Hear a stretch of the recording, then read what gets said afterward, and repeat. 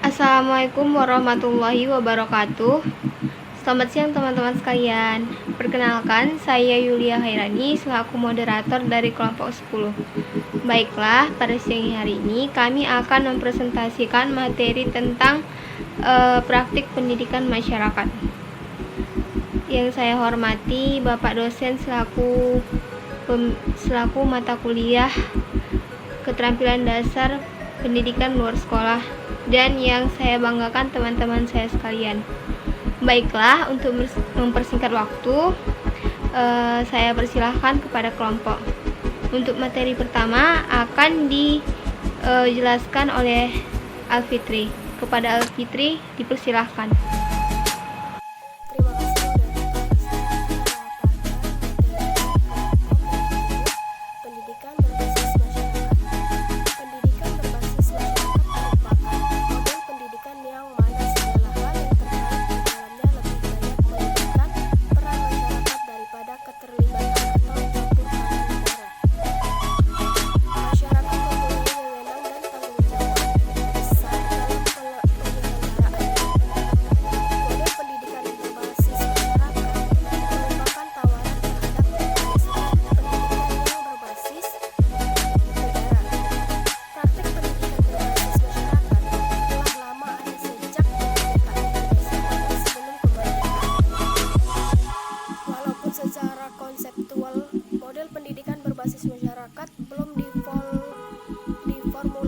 Secara baku saat itu. Secara khusus, Azra yang dikutip Toto menyebutkan, di kalangnya masyarakat Muslim Indonesia, partisipasi masyarakat dalam rangka pendidikan berbasis masyarakat telah dilaksanakan lebih lama lagi, yaitu setua sejarah perkembangan Islam di bumi Nusantara. Hampir seluruh lembaga pendidikan Islam di Indonesia, mulai dari Rangkang, Dayak, Menasah, Surau, Pesantren, Bustanul, Atfal, Diniyah, dan sekolah-sekolah Islam lainnya didirikan dan dikembangkan oleh masyarakat Muslim. Lembaga-lembaga ini hanya sekedar contoh bagaimana konsep pendidikan berbasis masyarakat diterapkan oleh masyarakat Indonesia dalam lintasan sejarah. Pendidikan berbasis masyarakat sudah dikenal dan diterapkan oleh lembaga pendidikan Islam di Indonesia. Menurut Misbah yang dikutip oleh Erobi menyatakan bahwa kemunculan paradigma pendidikan berbasis masyarakat dipicu oleh arus besar modernisasi yang menghendaki terciptanya demokrasi dalam segala kehidupan manusia, termasuk pendidikan. Pendidikan berbasis masyarakat dianggap dapat menjadi salah satu pendidikan yang dapat menutup kekurangan dari pendidikan berbasis negara. Lahirnya demokratisasi pendidikan memang bukan untuk menyembuhkan berbagai problematika pendidikan, seperti halnya menghapuskan diskriminasi pendidikan dan mendapatkan pendidikan murah dan bermutu, tapi setidaknya merupakan peluang untuk berbagai lapisan masyarakat mendapatkan kesempatan yang adil pendidikan. Berbasis masyarakat dapat menjadi peluang terbaik dalam memberikan kesempatan yang sama dan memberikan peluang kerja sama yang memenangkan semua pihak. Konsep demokratisasi dalam pengelolaan pendidikan tertera pada UU Sidiknas 2003 Bab 3 tentang prinsip penyelenggaraan pendidikan pasal 4 ayat 1 yang menyebutkan pendidikan diselenggarakan secara demokratis dan berkeadilan, serta tidak diskriminatif dengan menunjung tinggi hak asasi manusia, nilai keagamaan, nilai kultural, dan kemajemukan bangsa. Terima kasih, saya kembalikan ke moderator. Baiklah, terima kasih kepada Alfitri karena telah memaparkan materinya. Materi selanjutnya akan dijelaskan oleh Rani. Kepada Rani, dipersilahkan. Terima kasih moderator. Di sini sini saya akan memaparkan materi tentang perencanaan pusat kegiatan belajar masyarakat. Perencanaan merupakan proses manajemen yang penting karena melalui proses ini dapat ditentukan tujuan yang hendak dicapai melalui proses tersebut disesuaikan dengan kebutuhan dan serta fakta-fakta di lapangan.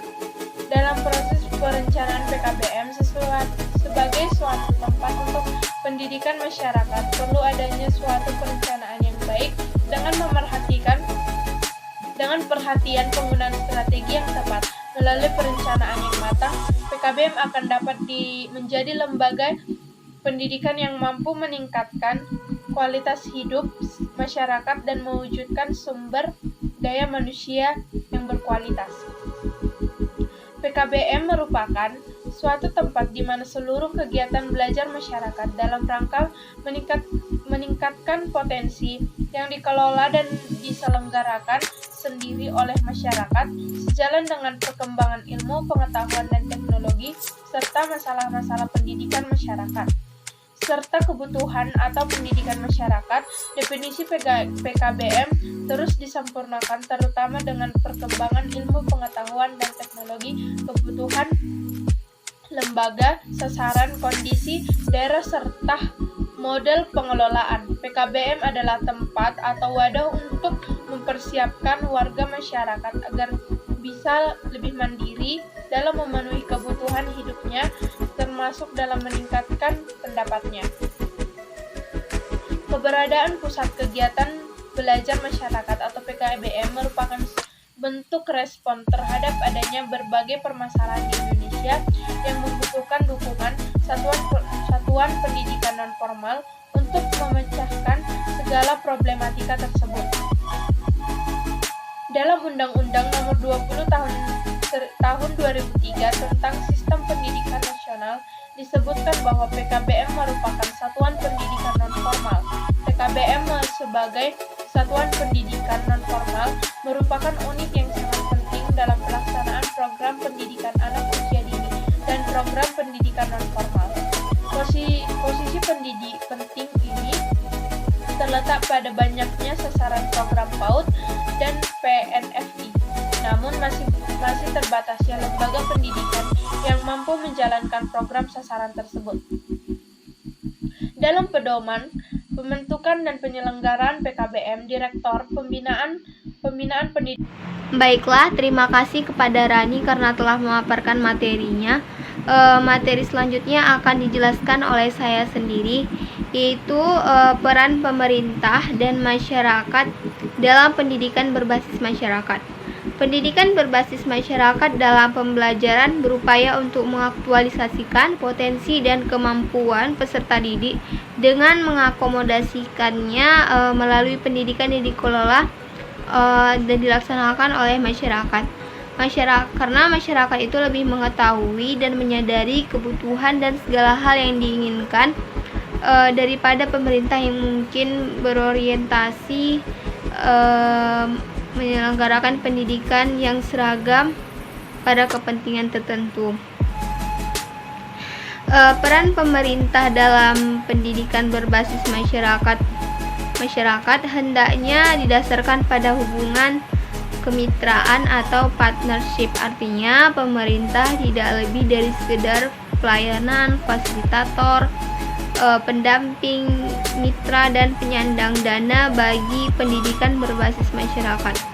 Dengan hubungan seperti ini, pemerintah tidak mendominasi, memonopoli lembaga pendidikan berbasis masyarakat ini. Ada seperti yang kita tahu, peran pemerintah dalam pendidikan berbasis masyarakat itu sendiri adalah yang pertama sebagai pelayanan masyarakat, yang kedua sebagai fasilitator, yang ketiga itu sebagai pendamping, yang keempat sebagai mitra, dan yang terakhir itu sebagai penyandang dana.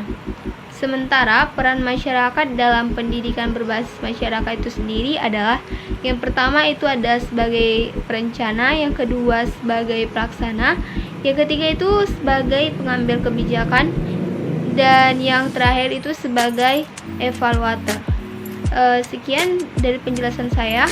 Materi selanjutnya akan dijelaskan oleh Putri. Kepada Putri saya persilahkan. Pelaksanaan kegiatan belajar masyarakat. Pembelajaran PKBM atau Pusat Kegiatan Belajar Masyarakat. Pada prinsipnya, pelaksanaan pembelajaran PKBM tidak jauh berbeda dengan pelaksanaan pembelajaran pada sistem kesekolahan. Namun, di dalam PKBM, kegiatan pembelajaran lebih berorientasi pada kebutuhan masyarakat setempat, disesuaikan dengan perkembangan ilmu pengetahuan serta tuntutan pasar.